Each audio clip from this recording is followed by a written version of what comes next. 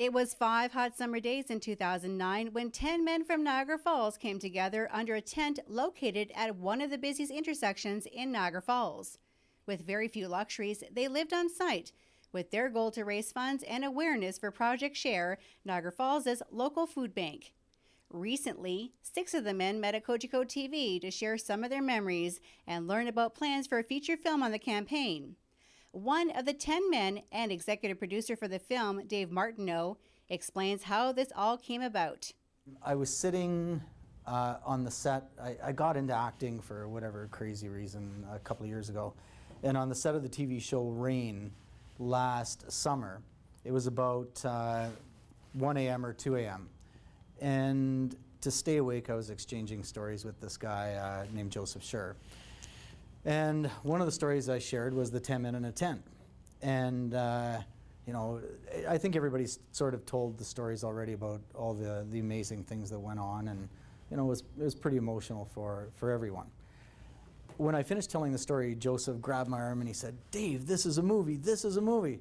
I said, it's not a movie. And he said, "No, it is." So Joseph, over a few months, wrote a script.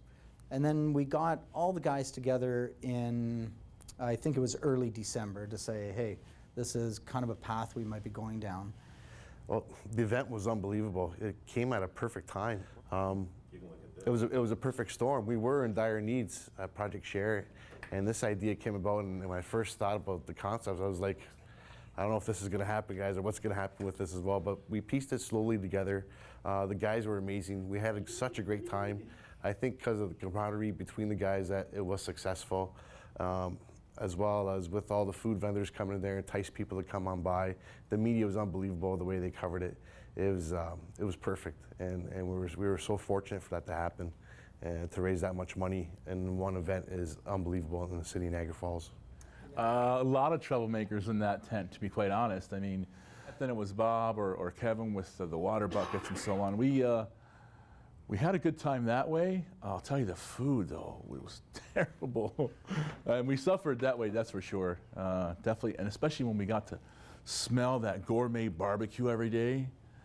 That was suffering. That was, for me anyway. I mean, you don't get to be this size eating celery every day. So I think everybody was the jokester, because I remember water coming in the tent when it wasn't supposed to. I seen some ice cream hanging around there when it wasn't supposed to. I seen all kinds of things go on, but you know, we had to have a good time then. We had to keep ourselves sort of entertained, because it was a struggle towards the end there. It was really hot out and whatnot, and so we were trying to make the best out of it. And it wasn't a bad situation. It was a great situation for what was going on, but yeah, we always try to play some pranks and whatnot. I think somebody's so-called airbed got deflated one night, but that wasn't there, the airbed. It was one of the greatest events that I've actually ever been a part of. My 30-year radio career has allowed me to be a part of a lot of events here in Niagara, and when I was asked to be a part of this with 9 other fellas, a hot week in summer, starve yourself to death for a week, but educate, inspire, and be a part of something quite spectacular has been with me ever since that week in 2009.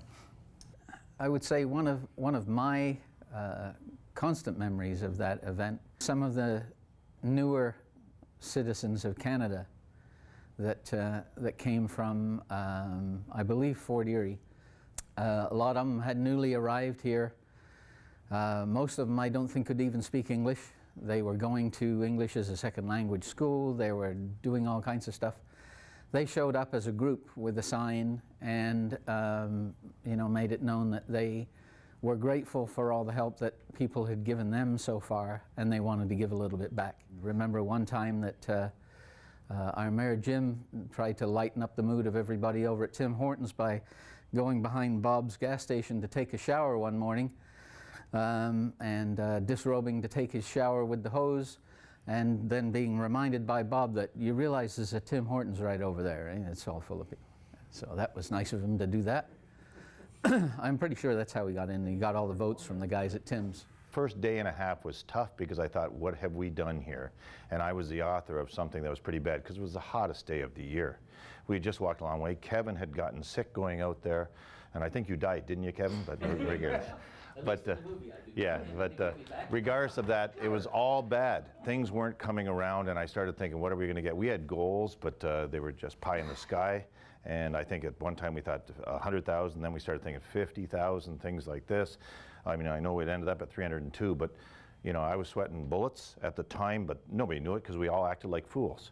But amongst us, it was a bunch of great guys. We all got along well. The camaraderie on that, when a person came in to make a donation, it was all, hey, donation or photo op, whatever, and everybody got together.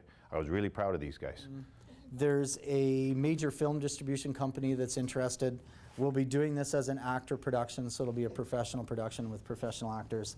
And we really think we have an amazing story to tell here.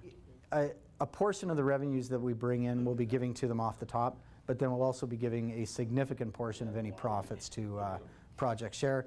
But as the reaction has been grander than I would have thought, I think there's an opportunity to really shine a spotlight on poverty and the need for food banks, whether it's Niagara, Ontario, Canada. It appears that that possibility exists. We are launching a crowdfunding campaign on Thursday. And there's a couple of opportunities. You can donate to the making of the movie, and a portion of that is going to go to Project Share.